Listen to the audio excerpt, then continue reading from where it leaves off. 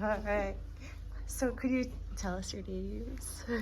Well, my name is Iñaki, and family names can go back as far as we want because we keep both the father and the mother's family name. So my mother as well and my father as well. I am Iñaki La Rañeta Reclusa, Gueldarazos Pelosín, Gloria Gesta, Gora Corría, and that is all that my memory can serve me. But of course, you can go very, very far. I love that. So you're doing the ultra this week, right? Yes. In 2 days, Friday 11 p.m. we start this Lavaredo Ultra Trail. It's one of the majors. It's 120k with 5,800 meters of elevation. And we start in the night, we run through the night, and hopefully finish before the next sunset. So I would love to hear about what it feels like when you're at you, like the way you explains like the runner's high is only the beginning. So what comes next? Yeah, actually, for that kind of distance, you even trying to keep down the runner's high because the runner's high comes too early. You don't want to be that high that early. You want to be extremely calm at the beginning. At least the first 40-60k, you need to be really calm. It's kind of the super energy saving mode. And then the race starts. Like you will go through, it's going to be hard. And the last third of the race, and it's just grinding. You're exhausted and done, but you know you have done already 2/3. You will make it. You need to grind and keep moving. You allow yourself to walk all the hills, and the deal with yourself is, but then when I arrive to the flats or the downhills, then I have to run, even if you don't feel like running. And that is the plan, but it's kind of a trip. You set yourself in a mindset, in a mind state of flow and relaxation. You need extreme relaxation to be able to save a lot of energy, and at the same time you need to eat like a lot all the time and force your stomach to keep working. And yeah, that's the plan for Friday, but I've done it in other ultras. You go into this particular state of mind for cruising and keep moving. And of course, we're gonna see amazing landscapes here in the Dolomites. Yeah. And I remember the first piece of advice ever for me was when you're very, very, very tired, just raise your head and look around you. Because again, this kind of beauty really instills a lot of strength. Somehow, it really gives you a boost. And it's, yeah. Yeah. So what drives you to do this? I'm thinking a lot about that. During the race, there is a lot of, obviously, discomfort and fatigue, even borderline pain. And you ask yourself every time, why I'm doing this? And I talked to many other runners, and indeed, it's not an easy question. There's actually full documentaries and movies about the why. But I've been thinking about it in the last couple of years, and I realized that life, especially after the race, you start enjoying normal things in a very special way, particularly showers, bed, chairs, but any kind of food, any kind of comfort becomes like a blessing. And you are so grateful with everything and everyone. But also before the race, you also adopt a healthier lifestyle. You need to sleep better, to eat better, you need to train more. But then when you get into the cycle of doing this every so many months, the ultras, then the feeling of gratitude and happiness kind of stays. It's kind of, you become grateful the whole time. And I think it has to do somehow with the great discomfort and fatigue and borderline pain you have in the races, that then when you're in your normal life, everything is highlighted to a very luxurious experience. Like, again, showers become a great luxury. Bed, you go into bed and you're so happy with the bed. And then you chat with people and you're so grateful. They see a big smile. And of course, people also, you have this impact also on the rest of the people. They see a happy person, they're also just a bit happier. And it just makes you more grateful and happy overall with your life.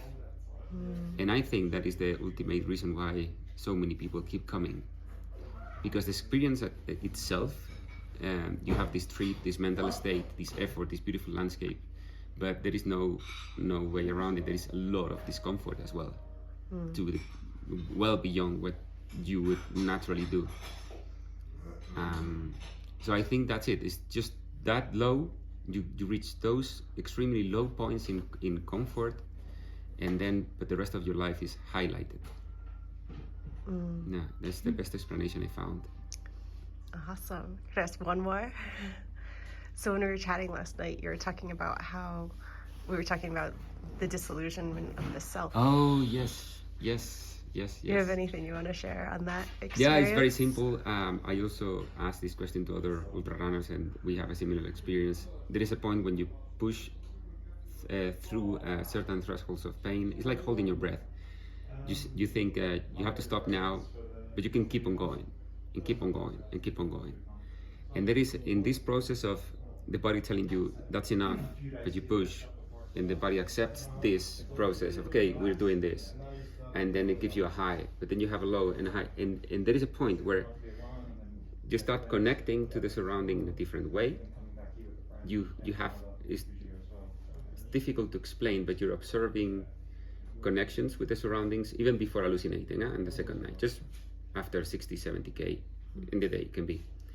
And there is a point where the border of the self starts dissoluting. And then my feeling is there's no more connections. It's just that the self is dissolving in the surrounding. So you're kind of an observer. You see that you're moving, and the landscape is moving as well. But the border of where your body ends is gone. Even if you can look at your arm, but this border is gone. And that is the dissolution of the self through extreme fatigue. And is that like a good feeling? Like, Yeah, it is a good feeling. It is a good feeling. Yeah. That is very, spiritually speaking, you don't see a god, or you don't see any superpower or anything. It's just very liberating. You're like just part of the whole surrounding, and then you are happy in that state. And somehow, maybe it's a strategy of the mind, the pain goes away when you have that dissolution. It's there, but it's a remote thing. It's one thing more, like any other rock or any other tree. It's just another thing that you can observe, but you can also observe other stuff, like the trees, the valleys, the air, the sky. And then you need to activate a part of the brain that tells you, but you need to keep drinking and keep eating, because you could go on that trip and then bonk eventually. So you need to remind yourself, hey, now you need to eat something, and you need to drink something, and keep an eye on that blister, because you need at the same time to force that strategy part of the brain to take some actions, because otherwise, that blister is not going away. It's going to turn into a bad blister. If you don't eat, eventually in a couple of hours you will bonk, and it's going to take you a long time to recover. But the natural state of the brain goes into this kind of dissolution, and you need to force that other part to eat and to drink. Put sun cream, for instance. For some reason, is something that takes a lot of energy to force yourself to, I am going to stop and I'm going to put sun cream, because otherwise I'm going to be in pain tomorrow, like bad pain, not the good pain, but the bad pain. Yeah, I remember I forgot once just the tip of the ears in Transvulcania in La Palma. I set an alarm because this girl, ultra runner, told me, set an alarm, put sun cream at 12, and I did it. And then many other runners say, oh yes, can I have some? Because everybody somehow knew, but they would keep moving. They would not stop. Some of them wouldn't even have sun cream on the backpacks. And I stopped, and I gave me 3 minutes, and I put everywhere, but I forgot the tip of the ears. And it's very high, very exposed to the sun. The next day, my ears were like charred, like cracked, like bacon, I could take pieces of the top of the ears. It is just one spot that I had forgotten. Yeah. And then I could imagine what would be my face and my hands and the arms if I would have not. So indeed, I was very grateful for this tip of this Severin she's called, an ultra runner. Yeah. So yeah, it's funny. You need to force yourself to activate the part of the brain that tells you to do certain things that are strategic and necessary if you want to increase your chances of finishing. Mm-hmm. Yeah, otherwise in 2 hours you're done. Yeah. Uh-huh.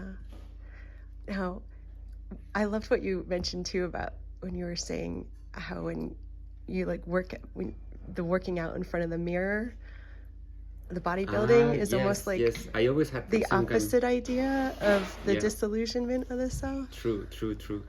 I never understood why endurance sporters like cyclists and runners dislike the gym so much.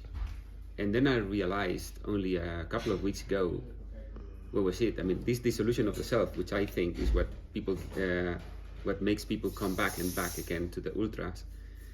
In the gym is exactly the opposite. Most people in a gym doing weightlifting, they are about defining the self. They are literally looking at the borders of the body and trying to define them in one particular way. So it's actually the opposite. It's like instead of dissolution of the self, it's like the reinforcement of the borders of your own self, and they work hard on those lines. Yeah. And that is the best explanation I found as to why people that are into endurance sports, they reject the gym so much. It's a completely different atmosphere. Of course it is necessary, and otherwise we lose muscle mass, but we usually try to do it outside the gym. And yeah. So almost like that intention though of allowing the self to dissolve seems to give you more energy almost. Oh yes. Oh yeah, absolutely. Yeah. Absolutely. Yeah, because the energy within your body is somehow limited. Yeah. You can access in a limited way the fat reserves, the sugar, the stuff you're eating. You can only process that much, and your body can only take out of your body fat that much. And you need to find a balance and your pace for that.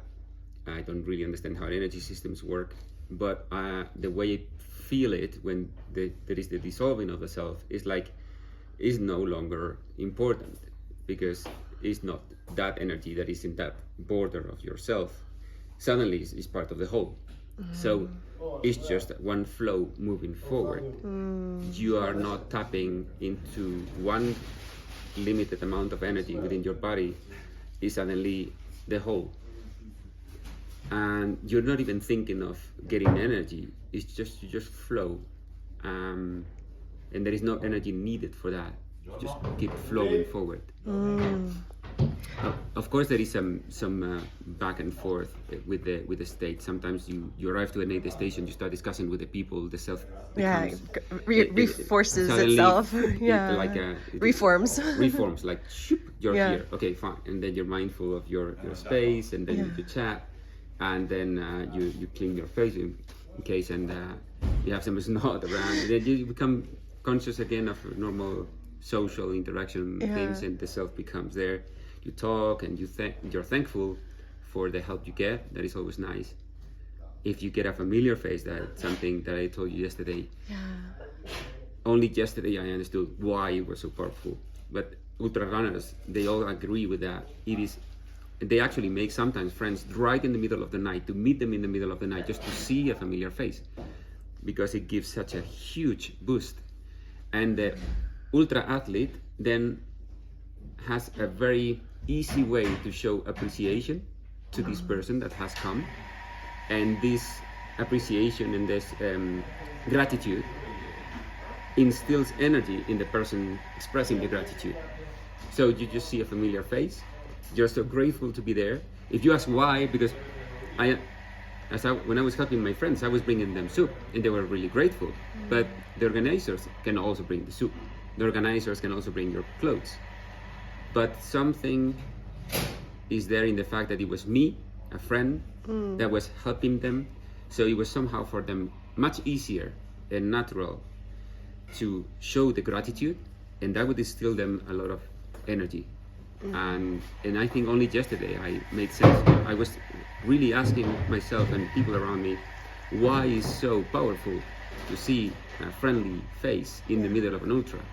But even in the middle of a half marathon, you already still some force. But in ultras, it's particularly, and the ultra athletes, they understand this and they do crazy stuff for other athletes. Like again, going in the middle of the night, from you get out of bed, just to ride 20K. It's not even a proper serious workout, but it's just because you want to show your friendly face to this ultra athlete friend of yours, because you know it's going to help a lot.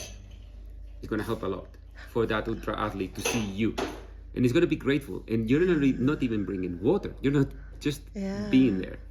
I wonder, as I'm hearing you say that, like if part of that has to do with that boundary of the self dissolving a little bit and just this more open exchange.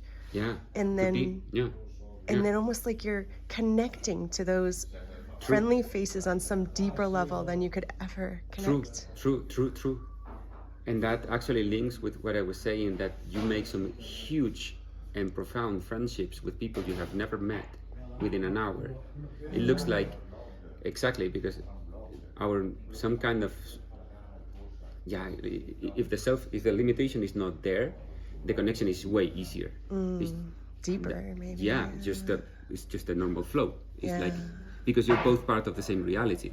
So if you're already interconnected with everything surrounding, and the other person is also completely connected with the whole surrounding, you're naturally connected, and it's not even a conscious act, or not.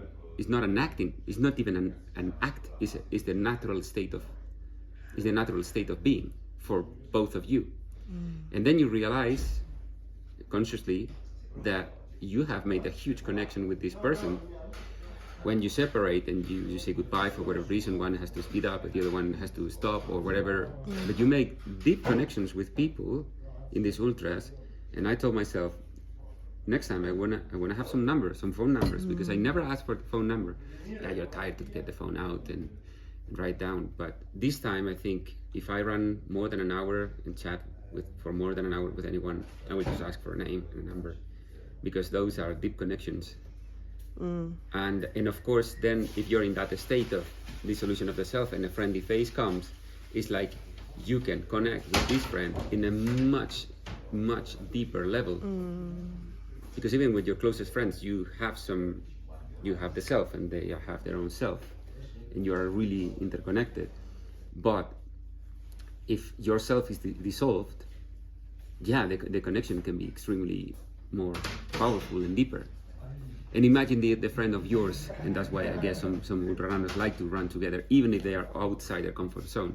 Some people run slower, some people run faster. Stay together. It's painful for a faster runner to run slower. It is literally painful. And for the slower runner, it's painful to run faster than his comfort zone. But sometimes they both get a lot of energy doing this together. So a lot of things make sense having discussed with you these questions. Well, thank you so much for sharing all that. Thank you. Appreciate Actually puts a lot of thoughts in some proper scaffolding. Like it makes sense. Yeah, but there's a lot of people asking the why, and lots of books asking the why, and I think it starts making sense now. Yeah. Thanks. Good luck. Thank you.